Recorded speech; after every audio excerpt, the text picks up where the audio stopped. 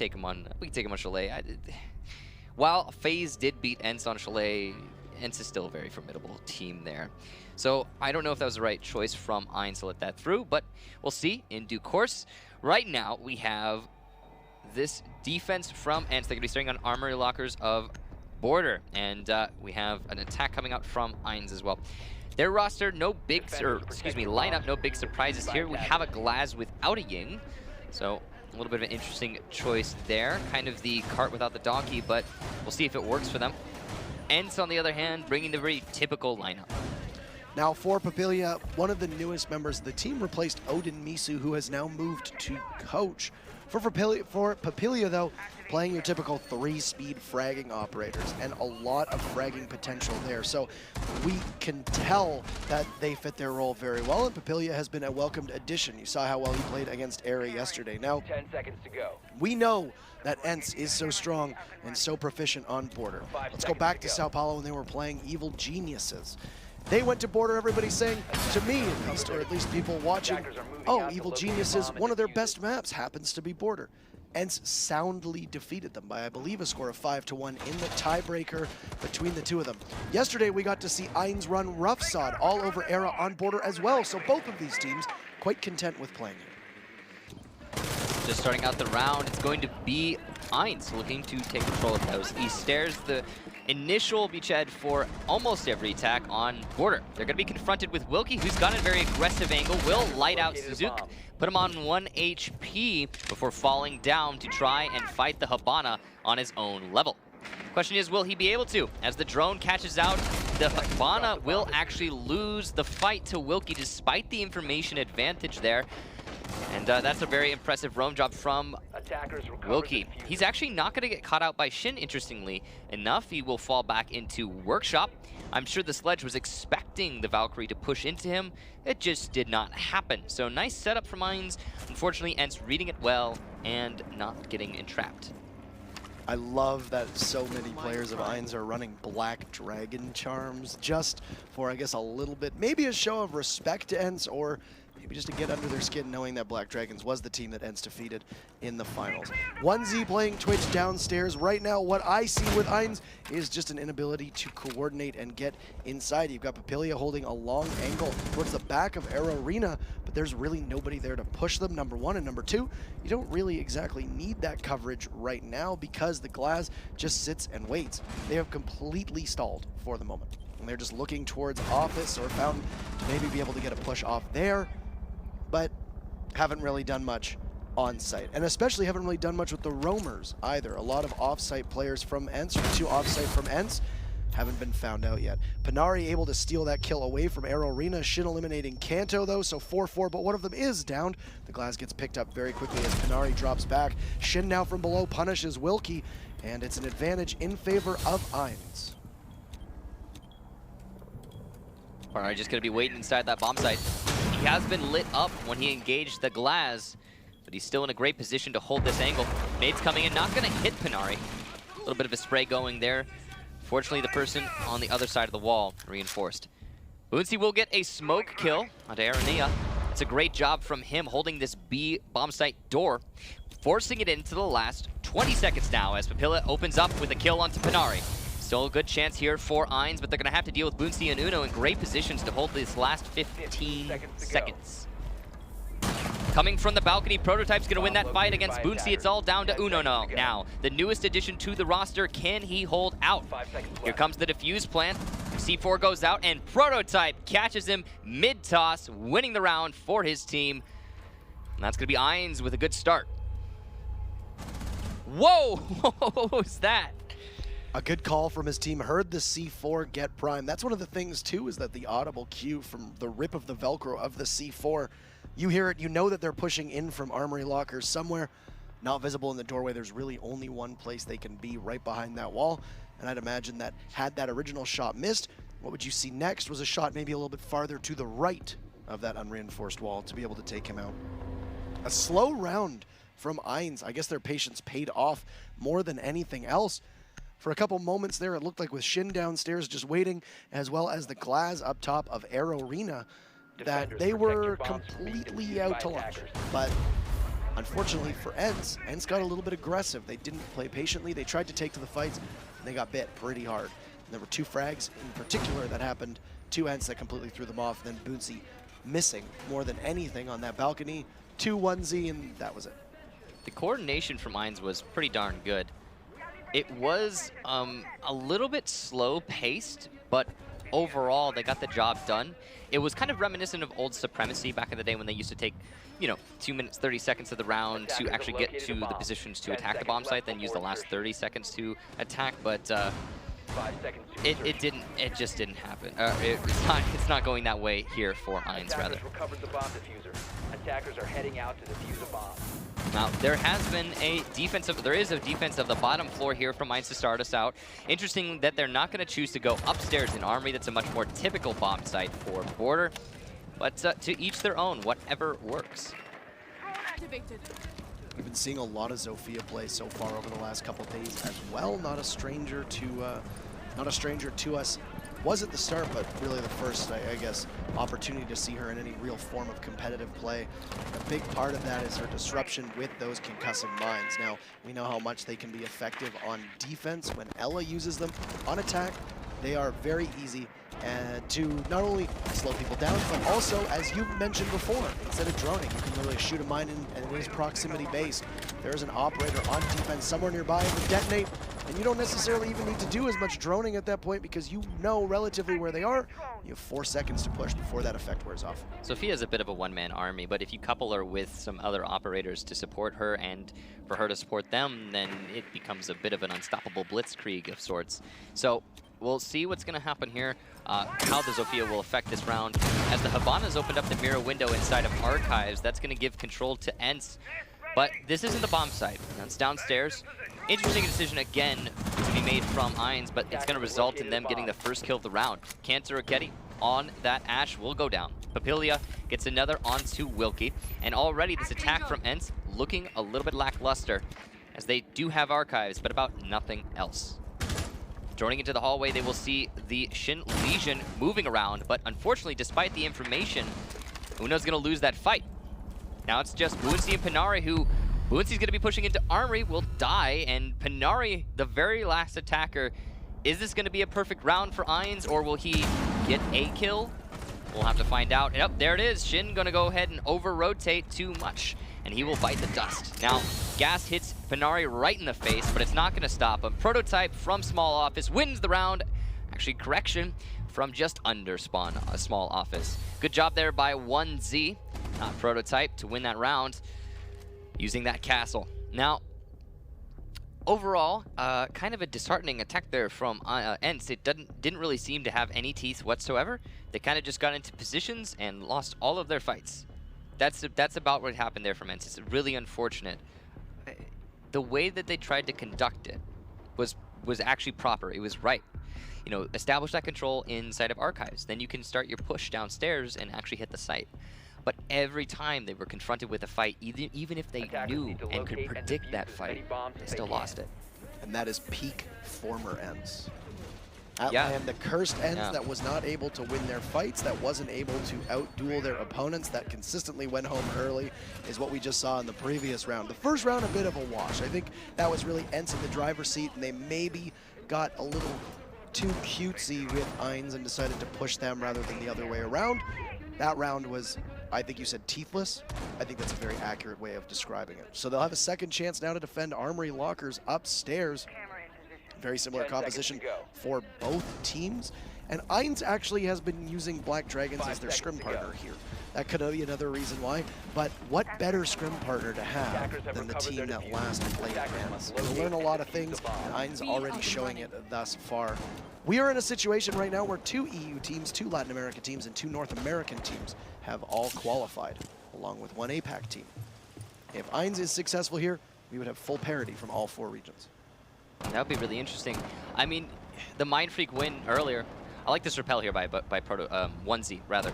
The reason he's repelling here, and that's, by the way, that's just a spectator issue.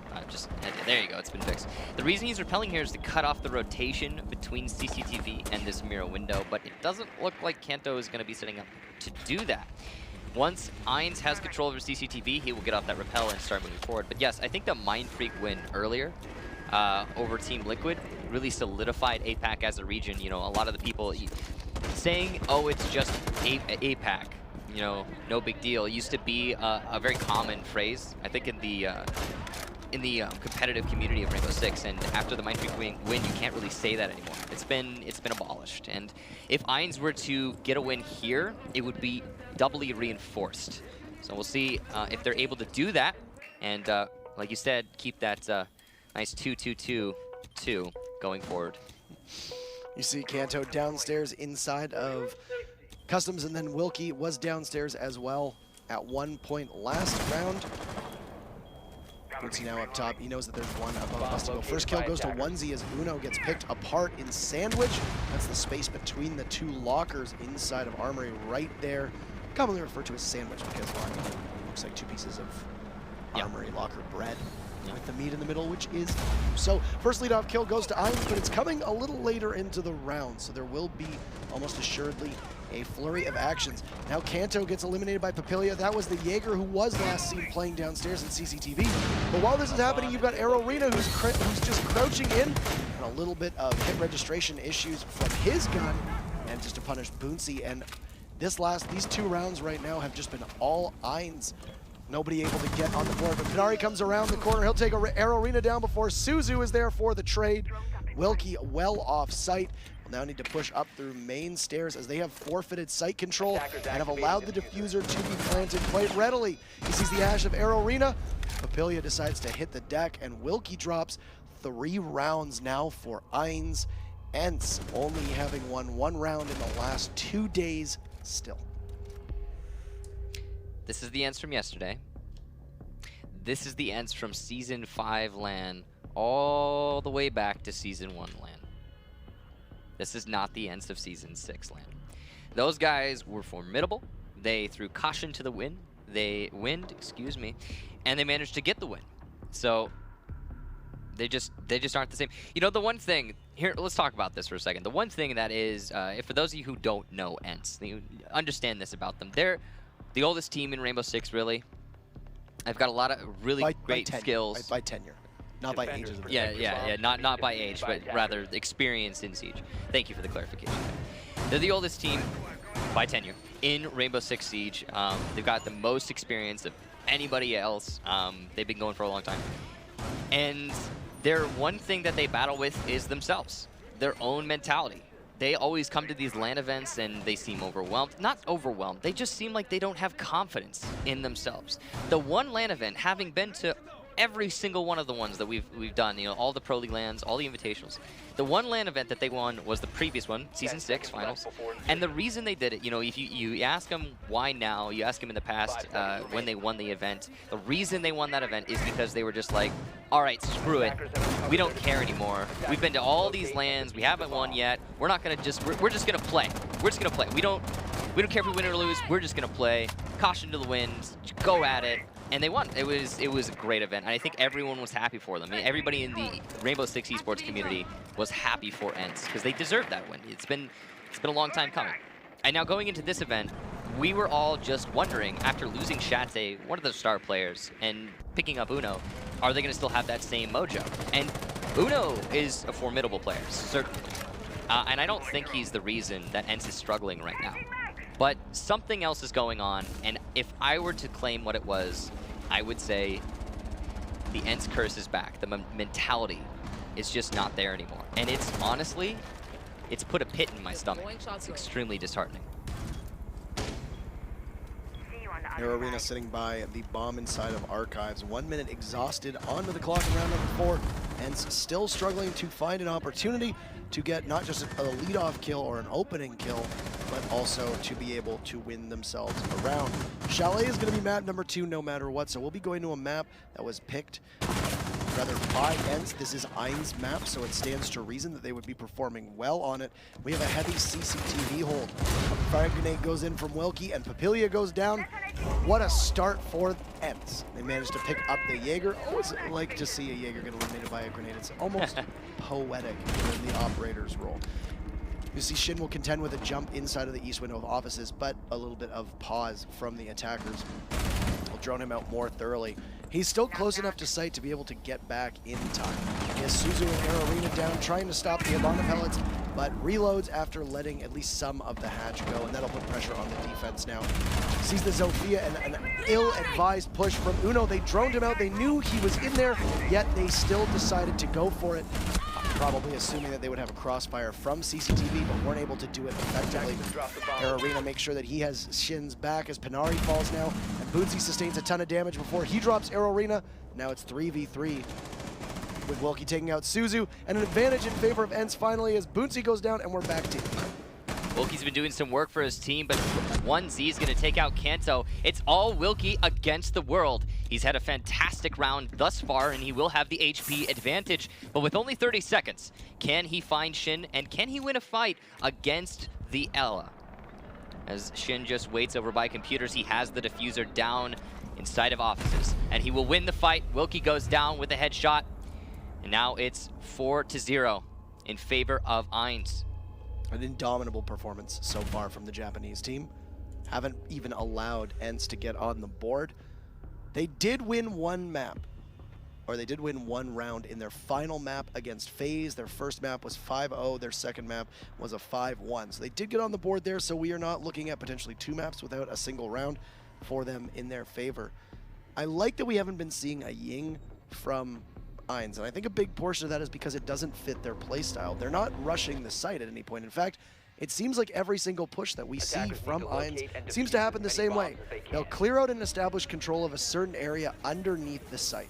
They'll wait. They won't put a lot of vertical pressure on the site at all.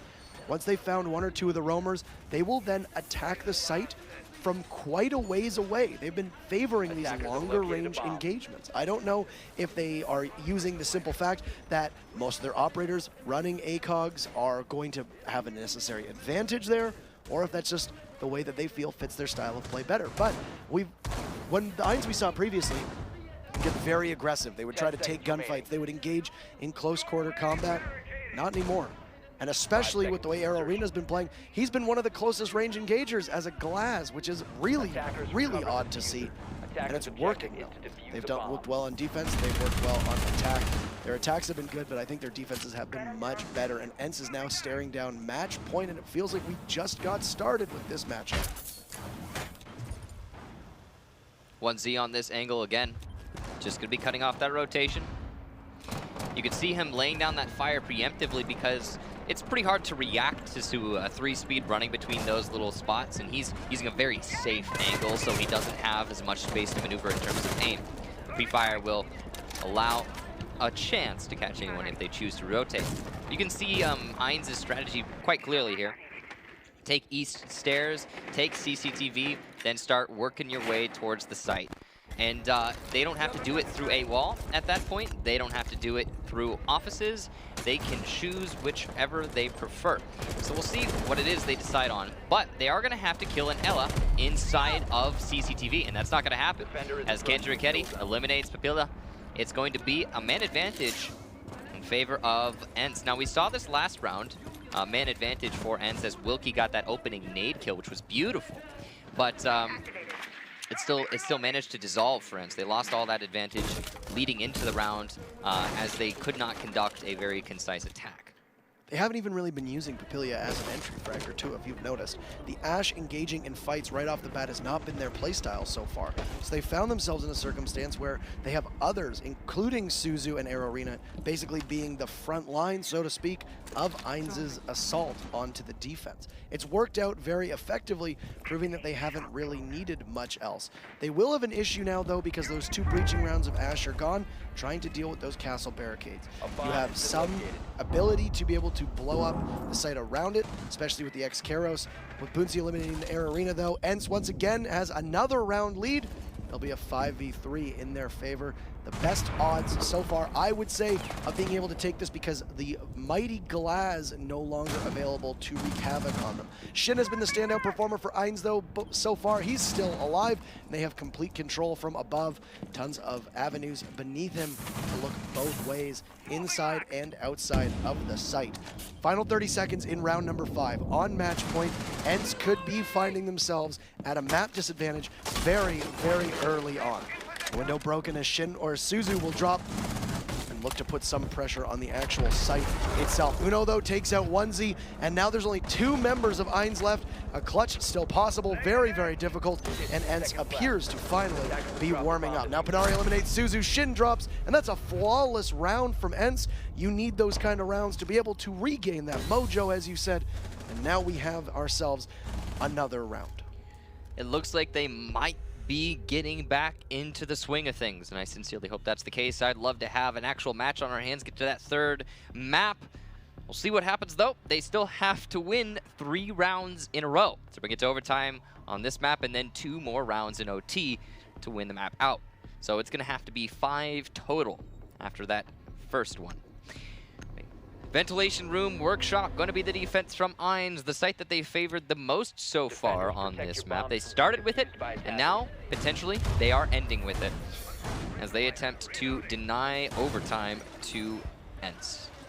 One of the ways that I've noticed they've been using this Glass of Air Arena is, you take a look right now, bottom fragging as a Glass, is they're not even using Air Arena to get kills. He's doing entry by pushing the roamers and site players back, allowing the rest of the team to be able to maneuver. He's creating a lot of space for his team, and I mean, it's working. He's allowing the others to be able to capitalize and get those kills, and that's why when we say frags don't matter, that's a perfect example of it as well. Air Arena only has 2 kills.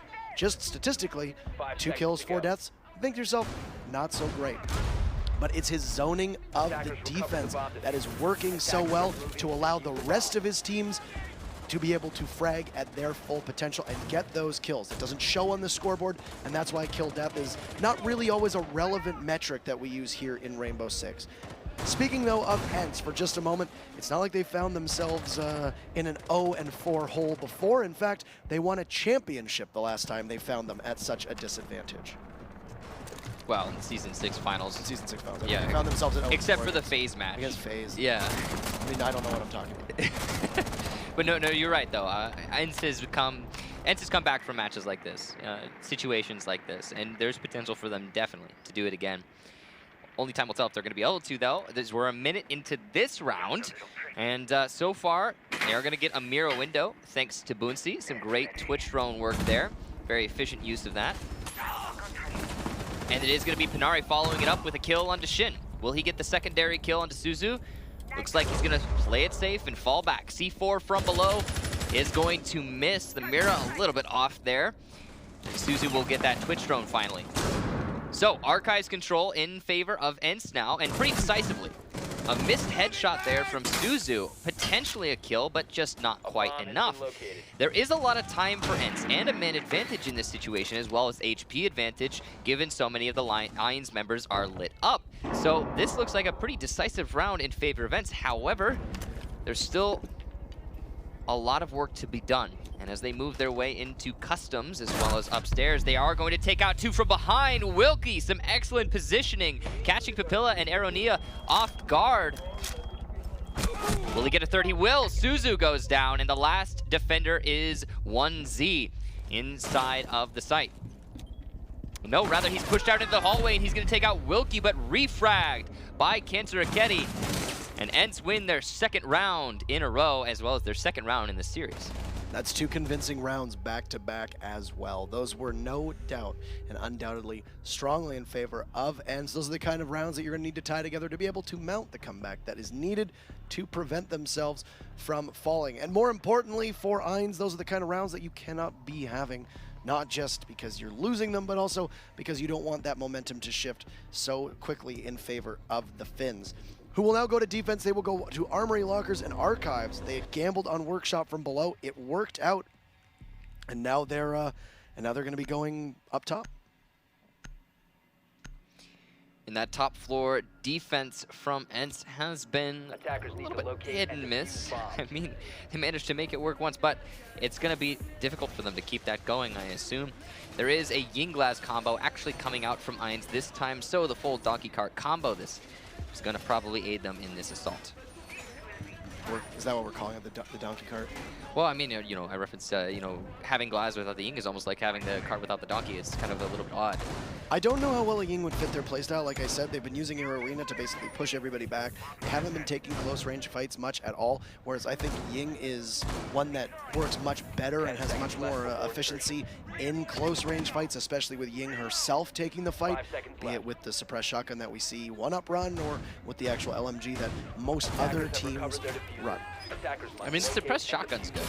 It's actually not that bad, and it can fit the playstyle of the operator. You see the way that I believe it's Hungry employs it is throws the smokes, throws the candelas, and just charges right in. And at that range, a shotgun is usually going to be just as sufficient, if not more so, than any assault rifle or LMG that you could carry. For eINS, though, they are still on match point. Do not want to find themselves losing all of the momentum, as the wind currently still is at their sails, but it is dying down as ENCE has been able to do 2 impressive rounds to get themselves back within striking distance and sending us to overtime. They cannot win outright, so they will need at least 2 more rounds. They've made it happen thus far. They can continue to repeat. I mean, luck has been on the side of ENCE before. It could happen again. And there is a Ying, though, this time. In Shin, it swapped off at the last second, and he will eschew the pick of Sledge. And lack that hard destructibility, but instead go with a composition that looks a little bit more useful right now and a little bit more popular too. Preemptive use of the utility here from the Ying. 1 smoke and 2 candelas, but this might be telling of the push. Uno's gonna get Arrow Neo, and he goes down very quickly, not able to look through those smokes anymore. Cantor Roketti will get another 1Z refrags onto Uno. And it's still in favor of ENCE, but Helia with an aggressive push into bunker. He is going to get refragged, but that is just telling of confidence right there. Suzu and 1Z, the last 2, but Wilkie in the hallway has been playing an incredible match so far, at least individually, and will put it on to a 1-on-3. 1Z outside, now he's going to have to rappel up the balcony. You can see Panari just waiting for the opportunity. Will he be able to catch the Twitch drone before it gets the window, though? That is the question. Doesn't look like he's conscious of it right now. 1Z being very careful. Might just want this kill. Gives up on the drone itself. Panari has worked this mirror window effectively before. He got a 4K with it against Era. Will finally get that drone, and that will mean Panari has to move. But like I said, the last time he was on that window in a situation like this, he was still able to get 4 kills through the exposed mirror. He has a clear line of sight inside of CCTV. And the head of 1Z seen, just barely visible, but enough for Panari to capitalize on it. And ENCE now 3 very, very strong rounds for them. They are more than back in the running. eINS looking a little lost. They got to tighten it up or else we're heading to overtime next round.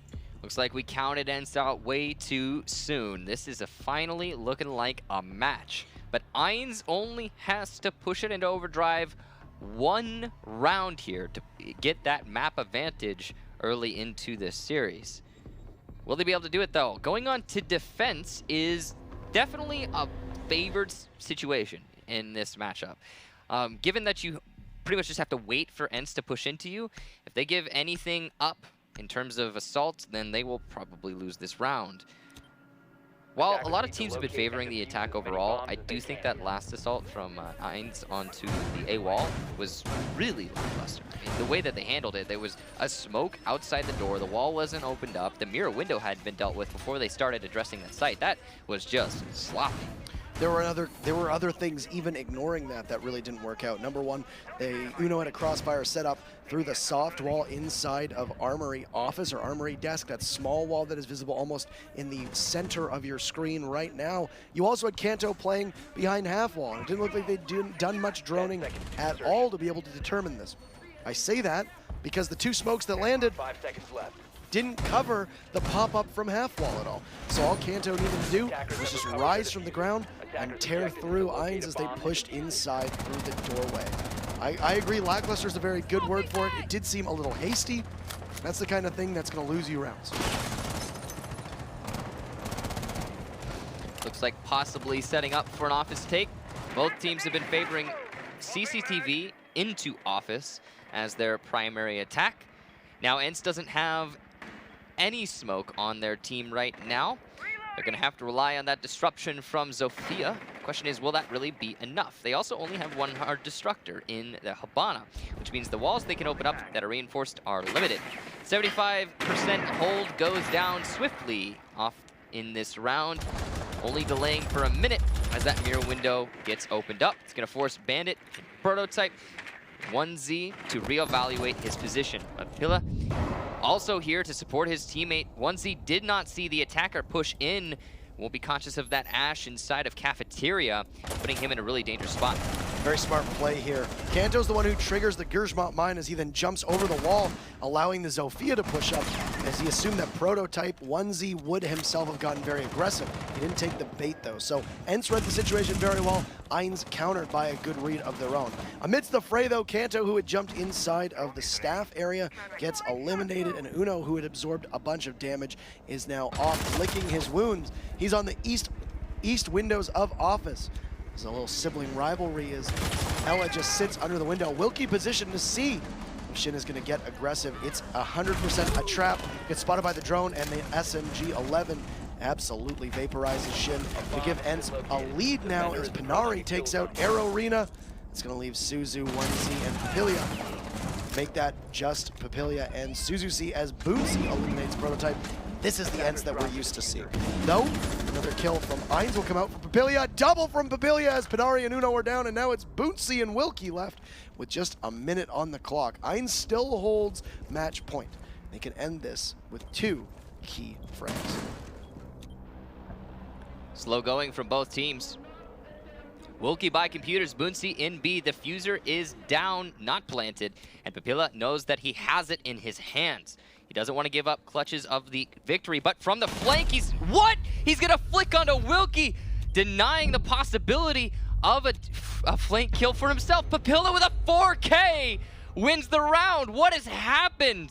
An amazing job there from the Jaeger, coming up behind the assault. No flank watch from ENCE, and an easy win as he reacts to Wilkie. Now, I was expecting Wilkie to win that fight. I mean, he's been playing amazingly well in this match so far individually, but it's not enough for one person to lift up the whole team. Wilkie almost single-handedly elevating that team, and the key reason for keeping it in, I think it's his strong play, even in the rounds that they have failed to win, has been a focal point for them, and something that they can look back on as a major accomplishment to keep the momentum going. eINS, though, took 3 rounds to finally find their footing again and take back what they had started and finish it off. So eINS now is only 1 map away. Now, they won their map, which is something that usually you would expect to happen, and we go to map number 2, Chalet, which is ENCE's map. Could see it a bit of a difference there. We saw how good ENCE has been on Chalet a number of times. You can go back and rewatch their VODs. They're a team that's very comfortable, revolves strongly around their sight play of Bootsy, as well as their ability to know where the push is coming from because of Wilkie's play as Valkyrie. I think that's been an integral part of Border, but on a map like Chalet, I think it becomes even more important, and I would imagine that will be a pretty big sign of how well they are going to do against eINS in the first couple rounds. I think a lot of it's going to come down to those rumors. You know, that's going to be centered around Wilkie, like you said, with the Valkyrie, as well as Kenta Raketti. Kenta Raketti yesterday didn't really show up to the match. As we load into Chalet, a map that should favor ENCE, it's still a big question on everyone's mind who is going to be actually leading this one early on, because while we did see a pretty substantial comeback in terms of score there from ENCE, at the end they still lost map 1. So Kenta Raketti, again, under the spotlight when he goes on to defense, on attack as well. He's been playing that Ash all right, I would say. Uno on IQ, kind of curious there. Used to be that Kenta Raketti would play IQ at these events, and that's what we saw. Actually, Kenta Raketti was the MVP, I would say, for ENCE at Season 6 Finals, and a lot of it was because of the work he did with the IQ. You'd have Panari on Ash, you'd have IQ in the hands of Kanto, and I agree, whether he was running the 5.5.2 either with an ACOG or with a red or a holographic, if I remember correctly, he was doing significant damage. With Chalet, there is usually heavy Valkyrie play depending on the site. If you're going garage, you would usually run a Valkyrie, try to get a cam in those trees and be able to know where the push is coming from. However, eINS is instead running a Rook, who is an interesting operator to 5 have seconds remaining. on this site. We have seen docks get played on it. You maybe set up a deployable shield from Rook Attackers recovered if he the doesn't bomb bring diffuser. impact. Attackers Onto the must door locate just in the the eastern side of Wine Cellar, where Onesie is reinforcing right now, and then have a dock play by the table there. That's not the case, though. It actually looks like Shin is going to be roaming as Rook. That ACOG is incredibly important at long-range distances, and Rook himself being an operator that is extremely beefy can be hard to take down unless you have a very strong accuracy at with his ACOG giving him that advantage. Big question is, will ENCE drone out the Rook inside of Dining? And if he does, or if they do rather, how easily are they going to shut him down? Because it's an extremely exposed roam. He does have a player with him over by Trophy, I believe. So a little bit of support there for Shin on eINS, but still a really huge risk there. Kind of a very interesting roam, that's for sure, from eINS. Something that you don't normally see. Typically speaking, the roam is upstairs in library, office, master, but you know, Suzu and Shin opting for just the kitchen and the trophy and the dining table. Looks like ENCE is going to opt for, instead of challenging this roam, just going for the bar drop down and opening up that snowmobile garage using their Havana charges. Now, that's a little bit of a risky play, but it will mean that at least they don't have to waste the time hunting the roamers. Just means they also have to watch for them in the latter half of the round.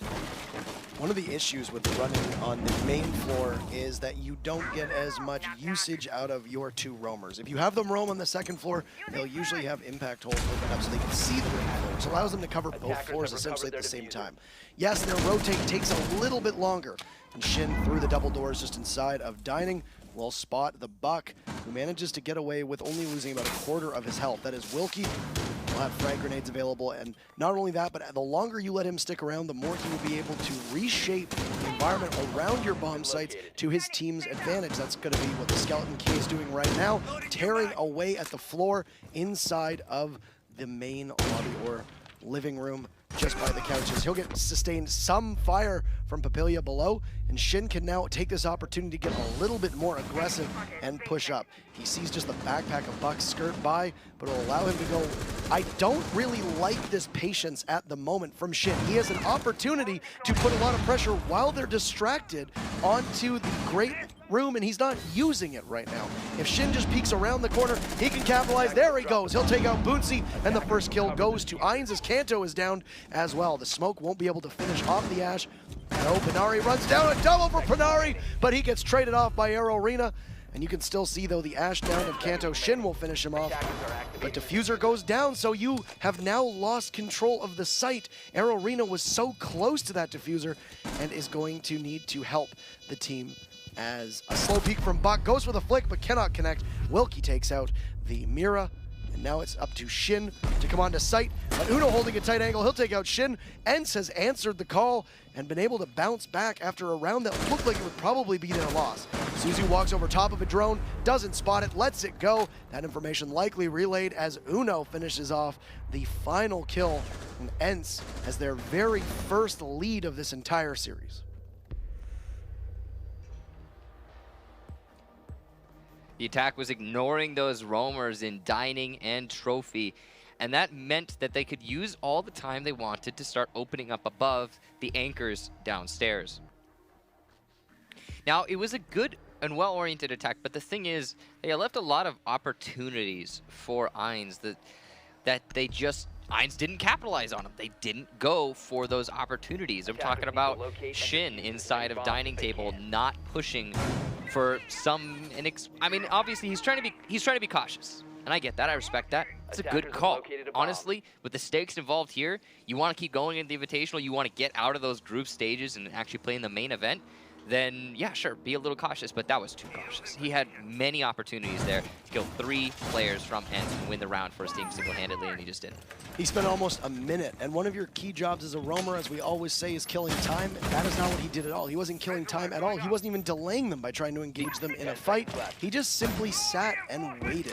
If he had have even spent 30 more seconds, earlier, 30 seconds earlier to be able to make that peak, it would have allowed the rest of his team to react accordingly and also slowed ENCE's push down to the site. Instead, yes, he was able to get 2 kills from above, but it was not worth it, as the essential trade was the rest of ENCE was able to get to site and take site because you did not delay them effectively. And the thing is, you know, where it's not all about the roam, it's mostly about the fact that ENCE left that opportunity abundantly available to him throughout the round. Only for about a quarter of the time ENCE spent in that main lobby were they actually watching for his push. That's what really, again, that's the sort of thing. ENCE made a mistake, and there was no eINS capitalization. That's the main thing. Now, Buck's going to open up this floor here, and that will allow him to watch the lower stairs of West Lobby, which means any roamers coming up from below will be cut off, or at least potentially. It's a two-way angle, you got to remember that. He's also going to open up a lot of rotation between Office and Master, allowing you to avoid that main hallway upstairs, which potentially could expose you to Chimney, before he goes over to Offices and starts opening up the floor. Papilia on the main lobby balcony can gather a lot of information as well as just cut off for rotation. That's a big thing with Chalet. It's cutting off the rotation, cutting off the rotation, and cutting off the rotation, because those roamers are essential, and if Cancer Raketti gets cut off and killed early, it'll be a huge thing against this team.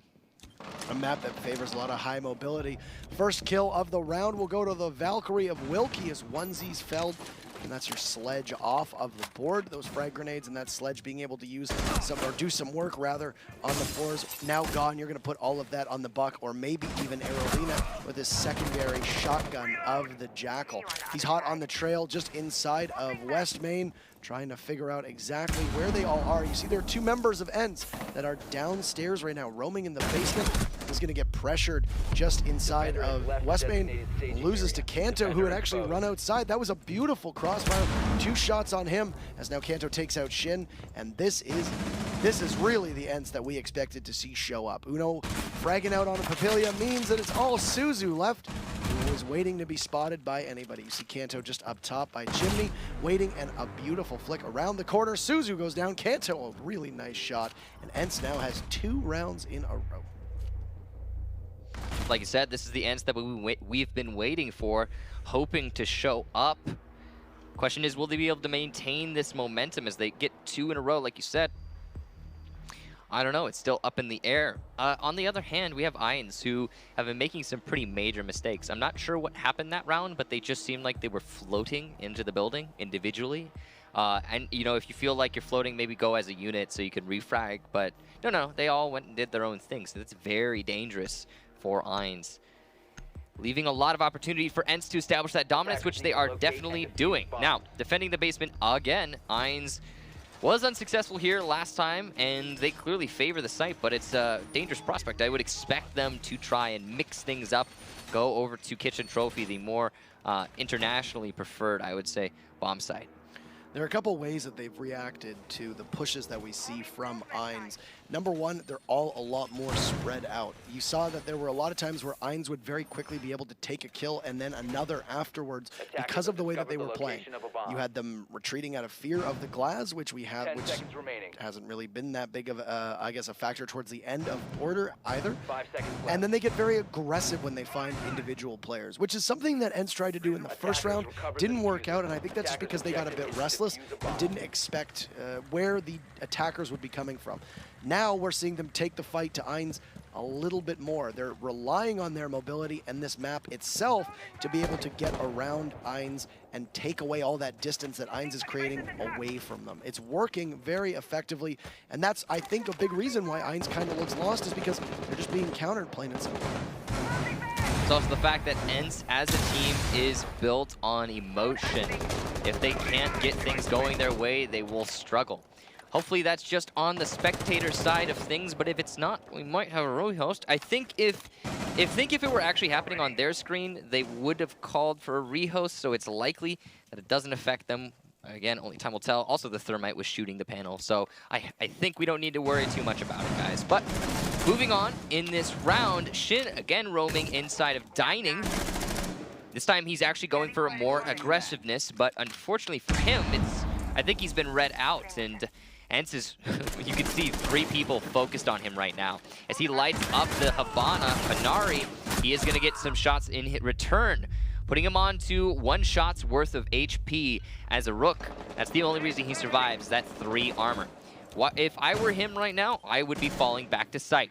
With only half the round left and very little HP, he's got to make a play here, though, as the proning Hibana of Panarin moves on in to the doorway. He will win that fight, eliminating Shin. And from above, Suzu and Papilia looking to refrag. A delayed reaction from Shin there will cost his team that kill. Did look like the snap just missed, going a little under the Hibana and hitting the ground. But with the way that Hibana was creeping head first, it could have been a very easy 1 shot. Suzu spies 1 by Fireplace and manages to take the kill on Akanto. But meanwhile, in the background, the diffuser goes down. eINS, where are you? They'll now have to defuse as Thermite is completely away. eINS shreds through Wilkie.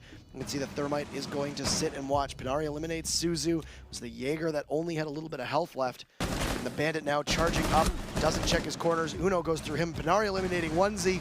It's all eINS, who has 2 kills now. Takes out Panarin, but can't handle Uno. Both of these teams have started their respective maps so strong, and ENCE is already out to a 3-0 lead. It's about time that eINS decides to go to a different bomb site. That basement is clearly not working for them. That Shin roam in dining is just a person standing in a room, and it's not effective in any way to the ENCE strategy. The reason he's roaming there, I think, is to counter a push maybe towards Trophy or Kitchen or West Lobby, and that makes a lot more sense. But when he's trying to fight through those sandwich doorways, there's not a lot you can really do. I mean, it's not necessarily all Shin's fault, right, that they're losing these rounds. It just has to do with his position not being effective for the strategy that ENCE is employing time and time again. So, ENCE going downstairs now because they have to. They either go downstairs here or they'll go to Bar Gaming, and they don't want to risk anything, so they're going to go for the conventional wisdom in this case. Question is, will they be able to successfully defend the basement? Because Shin, or rather, excuse me, eINS have had a lot of trouble with it. Also, eINS have had a lot of trouble with attack too, so I don't know. It's a little worrisome for them. The whole team right now of eINS just looks like they were ill prepared to deal with this map, especially the way that ENCE is playing. Like I said, they are rotating a lot. They are constantly changing their position. One thing I've noticed from eINS, their drone work is not really where we need to be. In fact, we haven't seen that much droning happening from them. It just looks like they're pushing in with very little droning, which is what was noticed by a lot of teams in the original APAC qualifiers way back in their first season when they had been included in Pro League. Droning was just not where it needed to be. That will get you killed against good teams, and that's exactly what's happening right now. Kanto eliminating 1Z, and this is the aggressiveness that that I talked about earlier. 1Z off, both frag grenades down. That Sledge's hammer also unusable. We'll see him again in round number 5 in a couple of minutes. Meanwhile, Kanto still inside a library, isn't being contested by anybody. There's nobody right now that is willing to even come close to advancing on him. He does get droned, shoots the drone, but then instead of moving, stays inside of library. My assumption there, assuming that somebody would come in to push, thinking that he had left, and he's just going to win that fight and possibly pick up a second frag. Bit of a run out there from Wilkie. He is very, very in the zone right now, looking for any potential fight he can get his hands on. Wilkie has been, I think Wilkie was the rally force, a rallying cry for ENCE. He played very well on the first map, 9 kills. Definitely got a lot of impact frags as well, just in general. But he's also been continuing that over into Chalet. Now, eINS are opening up that dining drop down, but that doesn't actually give you very much as an attack, to be honest. It's kind of more beneficial to the defense in a later part of the round. The default plant spot is right underneath this drop down, so if there's a roamer, then he can deny your plant if you're still, you know, haven't taken all of the anchors out. eINS, though, 4 men alive versus ENCE's 5 are going to be reevaluating their attack a little bit here. I don't know that they are expecting Wilkie to be in this hallway outside of Trench. There is an open wine cellar closet. There's 2 different mentalities to that closet, full reinforcement and 1 panel open. And looks like ENCE is going to go for the latter as they push into the big garage. Wilkie will eliminate Shin. Good positioning there. And there's nobody from eINS in a spot to refrag.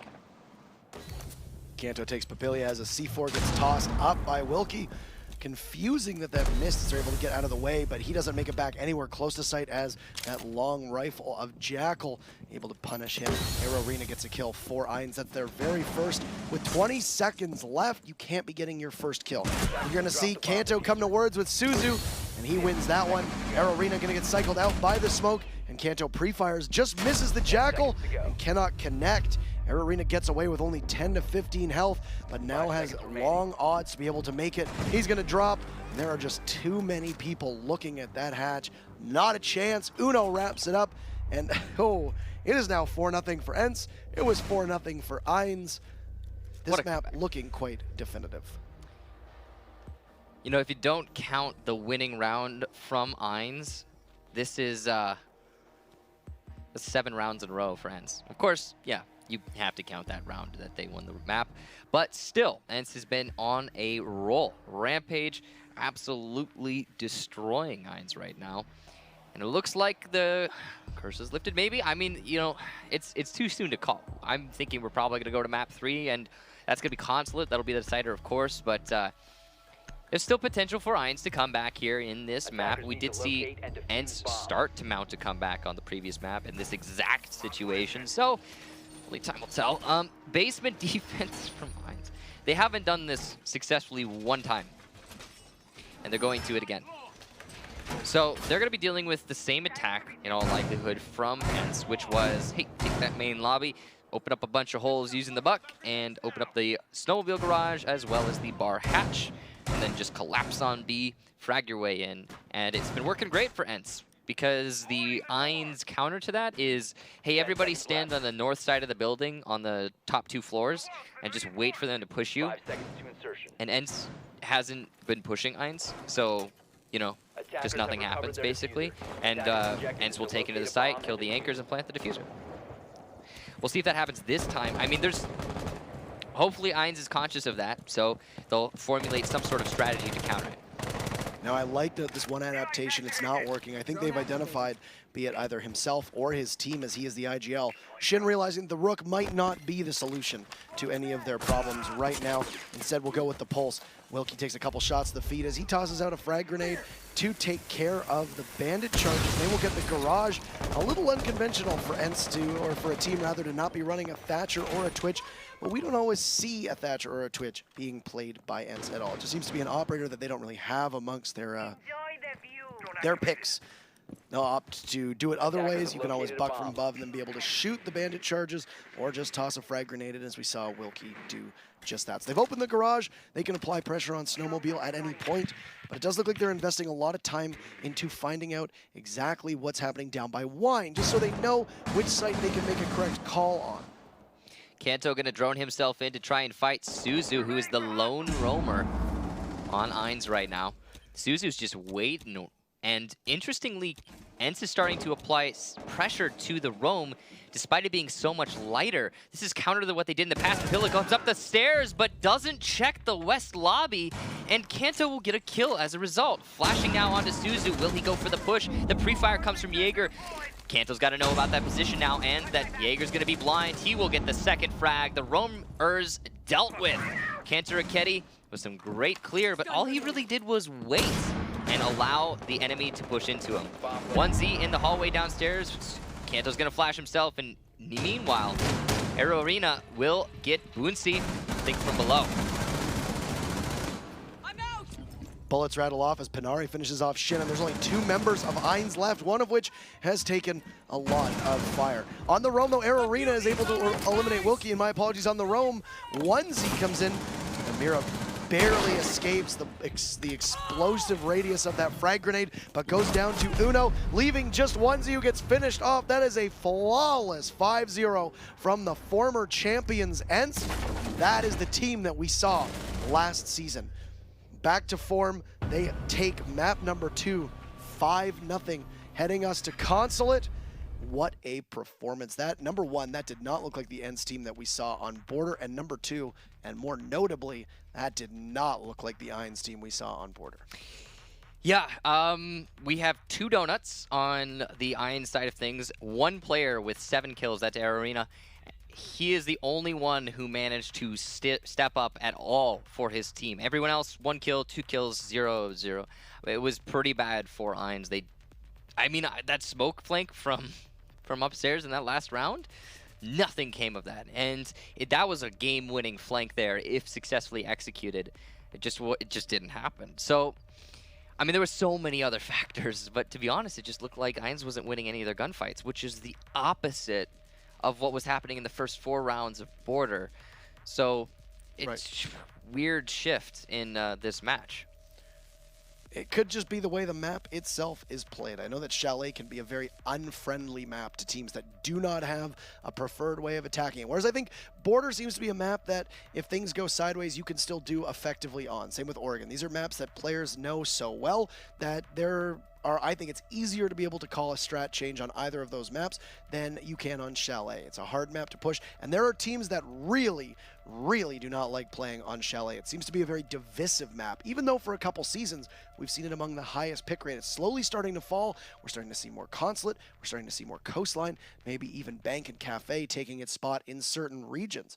And I think really what spoke to that push was eINS just did not have any ability to be able to move the defense. And when I say that, I meant when eINS would attack, they had no way to contend. They would run in, they would get eliminated by Kanto or Wilkie almost immediately from getting in the building, and then there would be a rotate down. Big reason of that ended up becoming those Valkyrie cameras. You saw Wilkie got a number of them outside, and even though there seemed to be an IQ a couple times ran by eINS, they never really seemed to focus too much on robbing ENCE of that information. To me, it also looked like just flat out eINS couldn't win a single gunfight. A lot of the positions they had were pretty beneficial to them, well thought out to some extent, but for most part, it's just whenever they got into a gunfight, they shot the area around the enemy, and that happens. You know, it's totally understandable. But why is it happening immediately after the excellent performance they had at the earlier rounds of Border, where they were hitting shots, they were hitting flicks, it looked fantastic for them? What happened to their mentality to get this huge shift? You could see they look chipper. You know, they look ready to go, happy with their performance, I suppose. And maybe, honestly, from that reaction from eINS, I'm guessing it probably just comes down to Chalet. Because like you said, on Chalet, their attacks were without any fangs. There was nothing there. There were no good attacks to analyze and be like, oh yeah, so they were trying to do this, and they attempted that. No, I mean, they just came into the building one at a time and all died to the roamers. Or outside, but to the roamers. That's exactly what happened to eINS on Chalet. So it's possible they just didn't know what they were doing there on that map. Now the question is, Consulate, will they be able to do something a little bit different here? Now I expect it to be probably a back and forth map. I don't think it's going to be as one-sided as Chalet was, or as one-sided as Border was initially.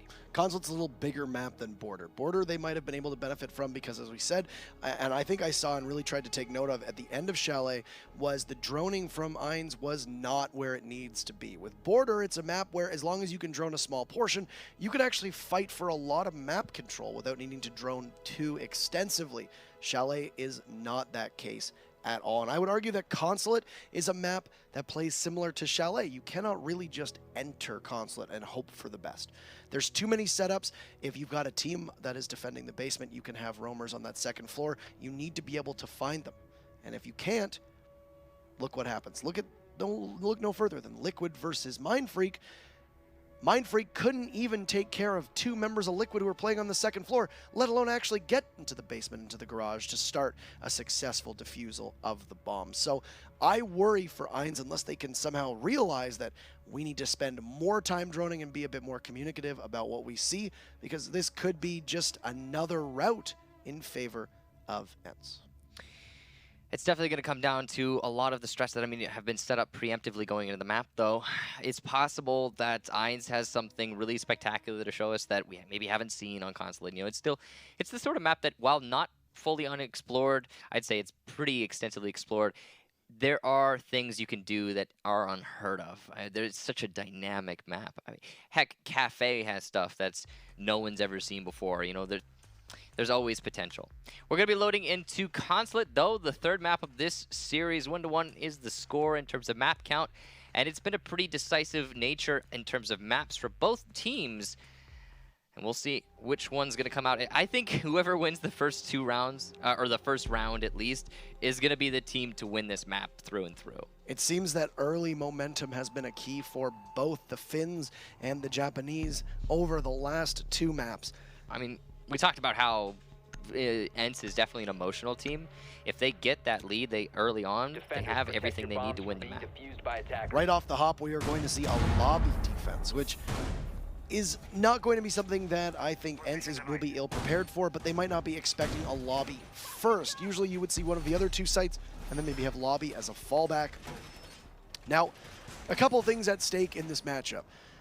ENCE has been to every single LAN. If they lose this, that streak is over. eINS would be the first Japanese team to be able to compete on, or rather, compete on the Invitational, as they competed at the last LAN. 10 seconds remaining. They'd have to qualify. And we'd also have parity, 2, 2, 2, and 2, as we'd have 2 European teams and Supremacy 2 with Latin American teams and Black Dragons, as well as Phase 2 North American teams in Rogue and Evil Geniuses, and then Mind Freaks. So we're just waiting for one more. So, if you're wondering what he's talking about, while technically speaking this match is being played at a LAN event, at the Invitational, it is not on the main stage. It is technically not the Invitational. These are the Invitational group stages. So, as he said, if ENCE doesn't qualify through winning this match, again, the only event they won't have actually participated in a technicality there. And rightfully so, as eINS are looking like they could knock ENCE out. It's definitely anyone's game still. A big component of the Latin American success on Consulate is their ability to use these cams for a lot of information. Now, Consulate has a ton of open space outside. There's a lot of trees, and if you throw them on one of the angles of the building, you can cover usually 2 sides of Consulate. 2 very well-placed Valk cams can give you basically all the information that you need around the entire building. First kill goes to Boonsy. That's the Thermite eliminating the Valkyrie of Onesie. And we should hope that all of those black eyes went down, or else there will be cams that will not be able to get thrown at all for the team. You know what's absolutely crazy? Despite all these amazing matches we have so far, the event technically hasn't even really started. It's astounding. It is, yeah. Cancer Akedi with some flashbangs will not secure the kill on the player in the corner. Suzu gets downed, but Arrow Arena there to support his teammate. What a crossfire. Uno does get the refrag onto Suzu before, again, Arrow Arena gets another one inside the connector this time. He's been there for his team throughout the round. Finally, he will be taken down, and that's top floor in control of ENCE. But a lot of time wasted and a decent roam from eINS. However, overall, a loss. Last 2 defenders are going to be Papilia and Shin. They will be holding the yellow stairs and down in the site. Very dangerous positioning there from the Ella of Papilia. He is hoping that ENCE will not expect him. 2 3 speeds with great guns, the ability to maneuver very quickly versus 2 pretty good guns and 1 okay gun on attack, but lots of destructive ability. They can push in a lot of different directions. They lose their Thermite, who is probably the least important of the 3 remaining operators, as Boonsy falls, leaving just Panari and Wilkie. Wilkie, whose strong play has been a major boon for his team, will look to try to continue on that as Shin creeps his way up spiral stairs. They have the diffuser, they have sight as well. Papilia sees the feat, but Panari finishes off Shin, just leaving the Ella, who, with that Scorpion, can make very quick work. Sees Wilkie, but can't finish him off. Will now instead push the hatch, and it's Panari who goes for a couple shots. You can hear an impact from Papilia go as that Ella will need to get back to site quickly. Sees the hatch. Will he be able to get the puck in time? He finishes off Wilkie, but diffuser goes down, and there's a clutch scenario here now for Papilia. It's imperative that Panari stay alive just long enough to make it so that diffuser cannot be destroyed. See that they were going to come towards there as they inch slowly towards one another. Panari smartly retreats into the bathroom, holds a tight angle. 2 pre-fires go down, but Panari's actually lands, and ENCE takes round number 1 on the tiebreaker map. I'm going to say that that's all ENCE needed to win this map. That's all the momentum now, completely in favor of ENCE.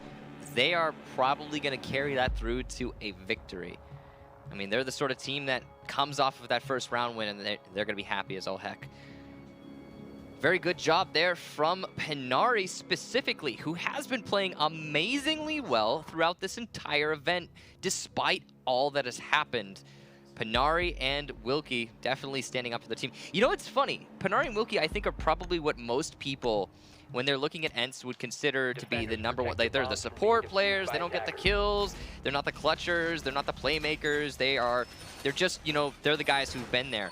And Penari and Wilkie are just absolutely fantastic. Cantor-Ketty as well. Cantor-Ketty, he is the one you would consider to be the fragger, but he has been standing up as he normally does. Uno top fragged as a support player 2 days ago. Of course, as well. Most of the team underperformed against FaZe. That usually happens when you only win one round, so there's not a lot to really talk about in terms of individual performance that time around. That was, to me, more of a failure of the team against very worthy opponents. For me, it's Wilkie. Wilkie was the only one. Wilkie and Uno were the only two when they were going against FaZe who were actually putting up a fight and winning fights here and there. But Wilkie, in this match especially, he was the rallying cry for his team to start winning rounds. While he hasn't gotten any kills here yet, you know, you look back at the last two maps and he's been performing admirably, always fulfilling his role. A rappel just up top to admins. You'd see a Claymore get set in front of Visa. A very common spot for a run out. This is a map, I think Consulate has been the map that we have seen the most spawn peeking and the most window breaking and rushing out of any other one thus far in our group stages. Not entirely certain what is it about Consulate, but it could be the fact that those Valkyrie cams always tell you where they are. First kill goes to Arrow Arena on Rappel. He's been so good for his team, and he will continue to continue that trend as Kanto falls inside of admin. You've not only eliminated a very formidable roamer, but also been able to clear out a section of the map that you need to be able to take hold of. And as you can see from the blue silhouettes on the screen, there's nobody situated over there. Wilkie's going to work his way up, though, work his way towards the Visa stairs. He's worked his way up the stairs from the basement, and he can potentially get up to pressure admin, or just stick around and do it from below. Attackers have located Slow round so far. eINS just looking for their opportunities. They have control over admin office, and this is a very good start to the round, especially eliminating Cantor-Ketty. Also the Ella as well alongside that. Gonna pull out the X-Caros to possibly get rid of some potential ADSs within the doorway of A, which he will do, which is gonna mean that he can go up a little bit closer, and should they have a nade for that barbed wire, it will be unhindered. From below, Wilkie is going to have a lot of potential playmaking. Maybe going to get a C4 kill right here. Question is, will that attacker move? He will. Wilkie thinking maybe he was on drone, free kill, but nope, it's not going to happen. He's going to reserve that C4 for the potential plant moving forward. Shin with the flashbangs going into A. Wilkie going to get a kill downstairs, and there's inside the site a smoke. Shin will secure that kill. He very narrowly almost didn't see him. Wilkie will get lit up underneath, and Shin gets another kill onto Penari before Arrow Arena gets Wilkie from below. Uno, the last defender left alive, and he's inside of Connector. So here's the diffuser being planted, and we'll have to relocate to try and take out one of the three standing attackers. He has downed Shin in the site, but it's still a daunting task. Knows there's one on a balcony. Nice headshot onto Papilia. Now it's a 1 versus 2 as Shin, again, is down. On the A balcony, that's the Thermite. Just gonna try and bait out Uno with some shots. Information being called out from Shin before he goes down, but Arrow Arena on the spiral staircase wins the round. Excellent crossfire there, bait and switch. Uno with a great try, but just not enough. ENCE needed to take out more of those attackers as they aggressed. Ultimately, that round fell apart for ENCE very, very quickly. And eINS was in the right spot and the right places to be able to capitalize on that. So we have a third map here, ladies and gentlemen, with the 1-1. For me, though, one of the biggest issues that I had, Boonsy's play inside of Projector got Candela a number of times. Oh, yeah. And Shin rushed in, went for the default spot just around the corner. There was nobody there. And then when he pushed up, got a really good, what appeared to be an upper body shot, eliminating almost all of Boonsy's health at such close range in short order. There was no way Boonsy could play that. Maybe if he had the shotgun out instead, could have capitalized as he had the SMG-11. and only got one shot off before being punished. Another thing that eINS did there was they had very good coverage of each other. Almost all were pushing with a buddy, using the buddy system to great effect, which is a difference from what we saw previously on Chalet, which is that, well, they would just kind of push one by one and die.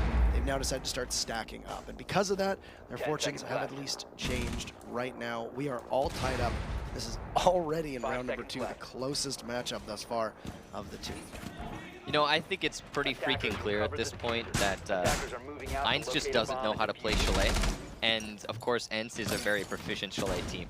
So really, if eINS is to lose this series overall, you can go ahead and single-handedly blame the fact that they failed to ban Chalet. That's it right there. I mean, they had no idea what they were doing, and that happens. You know, if you don't practice a map enough, it happens even at this level.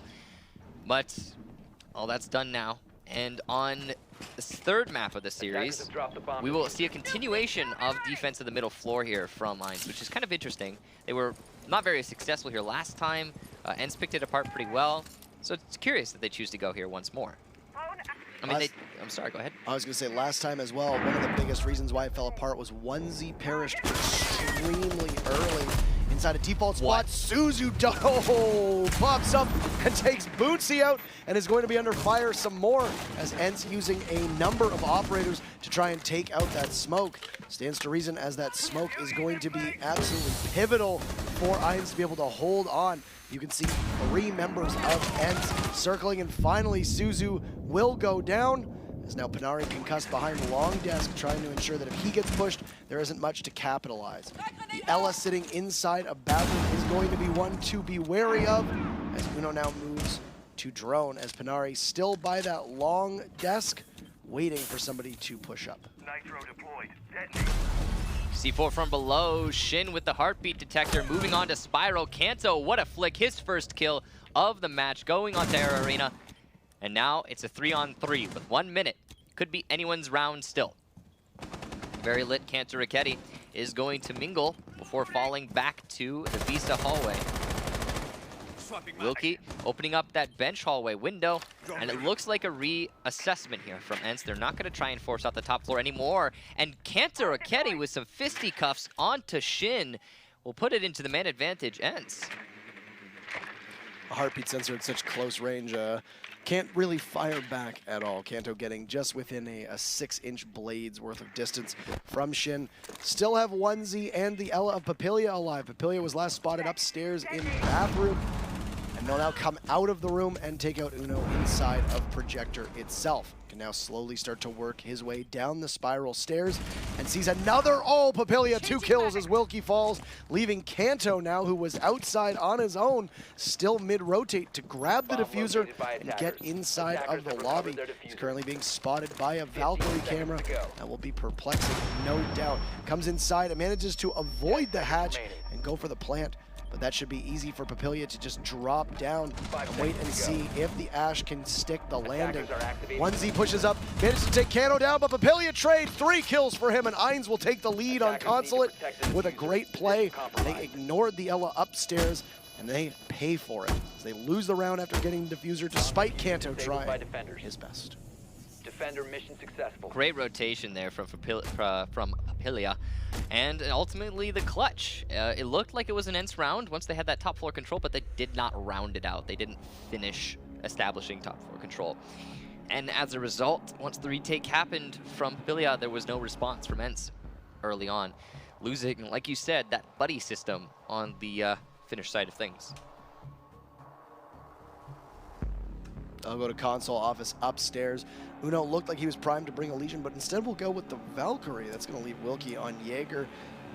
This could potentially be a very heavy roam team, and I'm wondering if we're going to see any interesting strategies from ENCE in that regard. You have 4 who can play off-site. Attackers need to locate and defuse. You have 4 who can play off-site, and then the smoke as well. That will be very important to keep Bootsy alive, likely playing inside of Connector. Now, we usually will see a Mira be brought on this site for certain compositions, also a castle.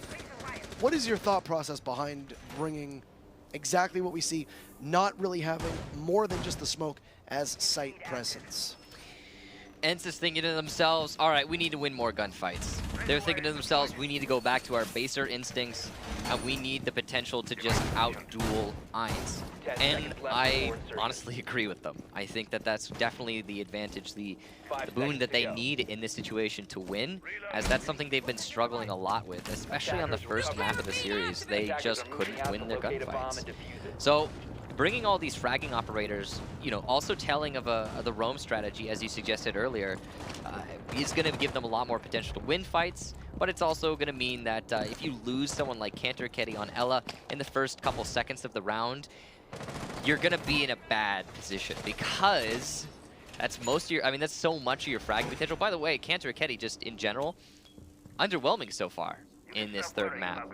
You know, he is the fragger for the team. He is the one who plays the Kanta, or the Ela and Ashe, and it's just not been working for him so far. Maybe appropriate to swap up roles, or maybe risky. And what? A C4 onto 1Z, going to fall short. I don't think you can get it that far, and a little bit of a misplay there from Uno. Could be wrong, but either way, C4 didn't hit. We saw there was very odd. Prototype went on a drone, so it's not expose himself to a Valkyrie cam. I guess assuming one in that area, and that was it. It looked like he was baiting out the C4. Now let's take one note about eINS when they beat ERA yesterday. They played on both Border and Consulate and looked very good. The only map that ERA won was on Oregon, eINS handily taking the other two. So they are playing two maps right now that we know that they're capable of winning on. 1Z though falls, that was the Ashe just by the main door, gets eliminated by Boonsy, as the ADS will be burned from the ex-Karos of Papilia, who now moves inside of Copy Room and can look to try to take that long desk at the top of Spiral Stairs. We'll go to drone, and they've basically been droning for themselves, which we've said many times is not always the most efficient. There are scenarios where droning for yourself is fine, but most of the time, you might want to be helping your team. Shin also on drone to help give information as Suzu spots Boonsy inside of Connector. If they know that Projector is clear, they can just hop right inside of the bomb site. Suzu now dumping in one Candela. A smoke goes down that will cover the doorway for Boonsy. Uno shreds Shin as he blind fires through the smoke. It takes him down as Papilia eliminating Pinari. Means that we're back to 3v3, but Uno a second kill onto Papilia as they are just refragging like it is all they know how to do. Bootsy pushes through the smoke, both his own and the others, as Suzu eliminates Bootsy before Wilkie takes him down. And oh my, with 30 seconds left, it's all up to Arena, who gets finished off from Uno, and we are tied up yet again in what was an early round of action that continued onwards unabated. ENCE wins that round. The attack from eINS was just clearly, let's take admin office, let's push into A, and they didn't do anything else. They didn't clear any of the roamers. They didn't even watch for those roamers. And more importantly, they didn't take care of the anchor before pushing the site. And I understand the idea behind a Ying, just smoking and candeling, but they pushed too far. And then Uno was allowed to get those two kills. One, because he was spraying through the smoke on the common angle, sure.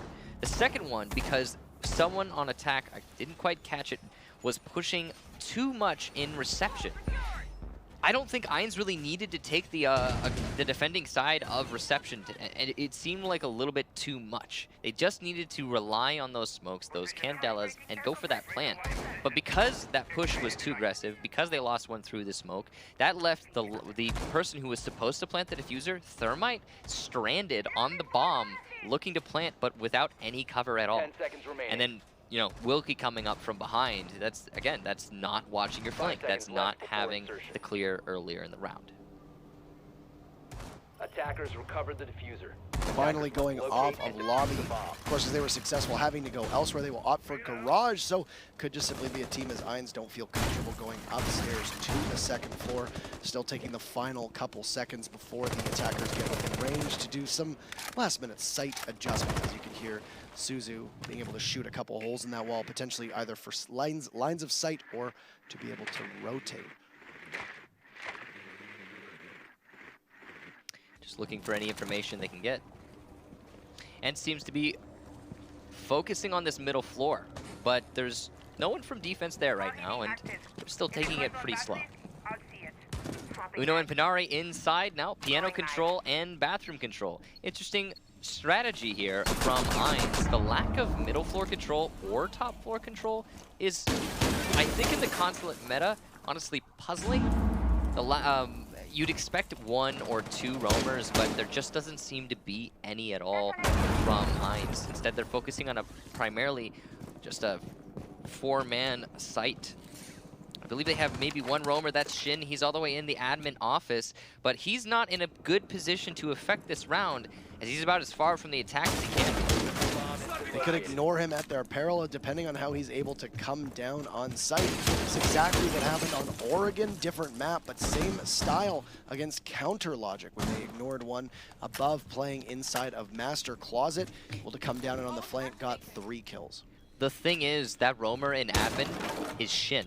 And Shin has historically, in this matchup, not done anything with his roam when given the opportunity. So I really question if he's actually going to help his team at all in that position. Andrew Kenny's on the A balcony looking for him, and while Shin hasn't moved an inch this entire round, we're 2 minutes in. Extreme patience in round number 5. Both teams currently tied up. Boozy shoots out some of the windows just in front of the garage. You can see ENCE still just waiting. I'm not exactly certain what their call is going to be here, but Uno goes down to 1Z. The Bandit eliminates the IQ, and Echo Drone in effect. We had literally just seen how effective an Echo Drone can be a couple minutes ago. 1Z charges up yellow stairs and eliminates Wilkie, gets very aggressive and is able to capitalize on it. The buck goes down. Now it's up to Kanto to try to be able to get that one back. But 30 seconds left. You can hear Toxic Babes growing. Yokai still up. Panari eliminates Suzu as is back to the door. That's a smoke down. Is now Boonsy eliminating Arrow Arena. You can see one thrown by Pipes. Not wise position for 1Z. And Panari claims him. 10 seconds left. Panari goes for another. Finishes it off. What a triumphant entry from Panari, leaving just Shin, who once again way off site. He sees Panari and rewards his strong play by taking him out of the round. Diffuser goes off, so Shin will have to try to disable it. That is his goal, no matter what. You cannot simply just kill all of the attackers. They have ACOGs though, and will be able to do much better at a longer distance. Shin trying to find if anybody is holding angles upstairs, and will now go up top, but he is just running at a time. Dire straits for him. He'll jump out and gets dropped and spotted. No real way to go there for Shin. ENCE only 2 rounds away. And that was just an act of desperation, one where there was really no successful way for him to be able to do that with both of them peeking behind angles and longer range sights on their guns. I gotta say it, Shin positioned himself in admin office at the beginning of the round, just after the prep phase ended, and he took 2 minutes and 20 seconds to leave admin office, and then 2 minutes 40 seconds to get back to the site after his entire team was dead. That's not a roam. You're not helping anyone there. That's about as late a flank as can get, to the point at which there's nothing for you to flank anymore because you have entered into the front lines. Or better yet, but deep within enemy territory, as they had planted the diffuser inside of garage. Shin has played very far off site, and it seems like almost every single time he'll say to himself, my whole team's dead. Yeah, look at that, what happened? And then just has to magically try to get back to site. I mean, there's roams that are successful, and we've seen a couple teams do this, where they roam real deep and they'll free roam, and it really doesn't impact a thing. If your roam is not killing time and causing the attackers to sweat it out, then your roam is really not that worthwhile. I think there's a certain argument that you can make for a late flank being able to come in and capitalize on an unaware team, but with how meticulous teams can be with their claymores and usually assigning somebody flank watch, or even having just a drone do flank watch so that a deceased team member can watch it, you're usually better off applying that roamer somewhere else. And the thing is, it's all timing, because you say flank watch, and you're right, you're absolutely right in conventional roaming. But that was unconventional roaming to the point at which, again, there was no more flank. There's nothing to flank. 1Z just checking his recoil there, making sure he's got his nice pull down just perfect. I mean, it's hard to, sometimes you forget when you're switching off operators onto another, you forget the recoil patterns of each and every one, because they're not patterns. They're kind of random, and they're the sort of things you have to get used to. That's why a lot of pros will professionalize in one operator on each side. And they'll maybe even try to get 2 operators that cross between teams and have similar recoil patterns. But Yeah, sometimes you gotta double check, and that's definitely what's happened there for 1Z, which is kind of, I mean, it's a little thing, but it's not necessarily a good thing. It definitely shows that 1Z is not exactly right now as comfortable as he could be. There's still a fighting chance though. Papillia been the one running the Ash here. First kill goes to Bootsy as 1Z falls, and that is ENCE now taking a lead in man count, round number 6. And I guess 1Z, who has switched onto the Axe after Papillia has flexed towards Hibana, not as comfortable. Your entry has, at that point, essentially failed as he fell pretty early on. They still have a Ying available for them, but it is very odd to see them attack this site with Ying and not use a glass. You are depriving yourself of that long-range engagement with a glass, especially given the fact that we have seen Air Arena be running a glass. Instead, they'll huck a couple frag grenades in, Candelas go off, but only Panari completely blinded. He'll hit the deck and get picked away at by Air Arena. Takes about 25 damage and scoots off just to the back of White Van. Japanese are not pushing with their utility.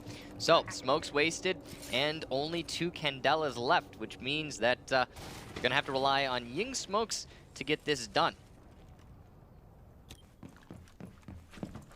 Slow round so far. I mean, 1 loss in 1Z, and now make it 2, as Air Arena dies in the main lobby. Not sure what he was up to there. Cantor-Ketty, though, going to be in a good spot to secure the kill. From above, Wilkie will be completely unhindered in this garage hold, and doubtlessly going to get a kill here through the smoke. Nope, but it's going to be Pernari, though, to back him up as he misses a couple shots. Papillia, the last alive, as he eliminates Cantor-Ketty. He will not get another. Boonsey finished off Papillia and the round, and it looks like ENCE is walking away with match point in favor of ENCE. So we are on match point in favor of ENCE. 2 maps that eINS shut up strongly on before. We know they did well on Border, but Consulate, they are just lagging behind.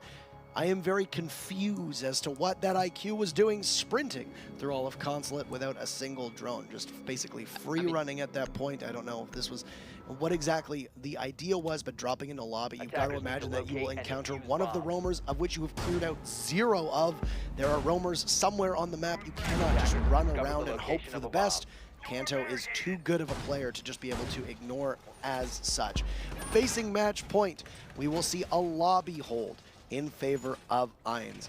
They have been successful once, they have failed it once. Which is going to emerge this time. The rest of the team has kind of woken up. Papillia is currently top fragging. Aero Arena had done well last map, going to continue that right now. And they'll be relying on a castle strat to be able to slow down ENCE, but I don't know if slowing ENCE down is really something that's possible at the moment. I mean, my big question is, yeah, sure, why are you going into main office, or main lobby rather, when you haven't cleared out any of the roamers? You gotta expect those, right? But what is the end result? What is your favored end result in that situation? Where is the IQ even going? Are you trying to set up a flank? You know, like a hammer and anvil strategy? Is that what your plan is? If so, then your IQ needs to get in position for that at the beginning of the round. You can't be rotating into that. And you might not need to clear out the roamers depending on how you maneuver, but you're going to have to avoid them. And that's something that takes an exceptionally skilled player to self-drone himself in for that late flank. We've seen people do that before. I've seen Cantor-Ketty do that magically, coming up from behind a team that just doesn't expect him. But sprinting up to the top floor, dropping into main lobby with no drone coverage from your teammates or yourself at the later part of the round where you're not set up to do it from the beginning is just dangerous. Now, ENCE has just 1 more round to push this into a victory. This is, again, map number 3 of the series. But eINS can still come back. We have seen crazier things before. It just doesn't look like they have it in them because they have been doing some questionable pushes. As I say that, to the top of Visa Stairs goes one of the eINS players who will do nothing, run in circles, and die. Air Arena elsewhere has eliminated one, but Panari and Kanto, they're going to be answering. Prototype C4 from below. Papillia eliminates Panari. Uno gets Papillia, and it's back and forth between these 2 teams, leaving it on a 2-on-1 as Shin eliminates Wilkie.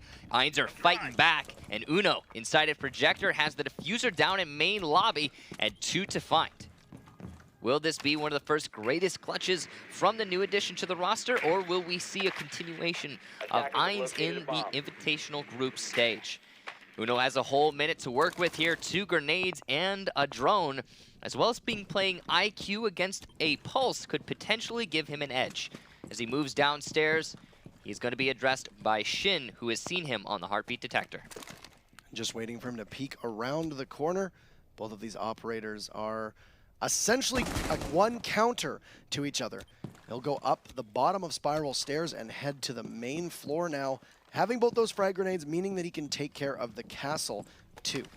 We'll see Shin still trying to locate the whereabouts. Keep in mind that with 3 dead members, Uno drops, he takes out Shin and loses half his health in the process. He's got 25 seconds. He doesn't necessarily even need that diffuser if he can eliminate ENCE. And that's all who's left. He will instead grab that diffuser. Only 15 seconds. Keep in mind a defuse takes 7 seconds. He'll head towards that main door. ENCE just waits, and he'll give his position away. In comes Uno, and he's just going to need to be able to plant. He's out of time. If he falls off at any point in the next 7 seconds, then ENCE will not be able to get it. But he pushes up. Defuse plant goes down. Uno not going to be able to secure it. ENCE is going to win the round in favor of eINS, so they will stay alive, but ENCE remains on match point. He was just a second too early for Uno to be able to capitalize on that as he was getting out of the planting animation. The Valkyrie saves it for the Japanese team. It was a beautiful kill onto the pulse downstairs, though, hearing that heartbeat detector and being like, oh, okay, I'm going to take the fight. Going for it, well done to Uno, but it wasn't enough. And ultimately, eINS with some great positioning there. And they're looking a little bit like they want to fight back here. They still have to get another round to put it into OT, but they're certainly capable of that. As they go into attack, it will be console office meeting room for ENCE. Now, they were successful the last time they went up to this bomb site. ENCE has had a pretty good job of it. The reason for that was Uno's play inside of the B bomb site, holding the push into A, and most notably that push into reception. Likely going to see a similar setup from ENCE. Will we see the same attack from eINS? That's the real curiosity, as they have brought a lot of the same operators. The biggest thing for me when the last time eINS attacked the site was they put a lot of pressure on the eastern side by admin office. They came in through the stairwell on top of Visa, and in Projector, where you had Boonsy playing, he had support from Uno inside of the closet, or connector rather, right now where Kanto is. That was the most important part of their entire defensive strategy, because you essentially denied access into the bomb site through that laneway. There was almost no pressure whatsoever from eINS onto the console office itself. They didn't even really take yellow stairs at all. And I'm imagining that we will probably see a change here, and ENCE will need to respond to it. 2 things happen at the conclusion of this round. We have overtime between these 2 teams in what has been a pretty evenly contested 3rd match, or we have ENCE being our 8th and final team, and it will be their 8th time making the top 8 in Pro League land.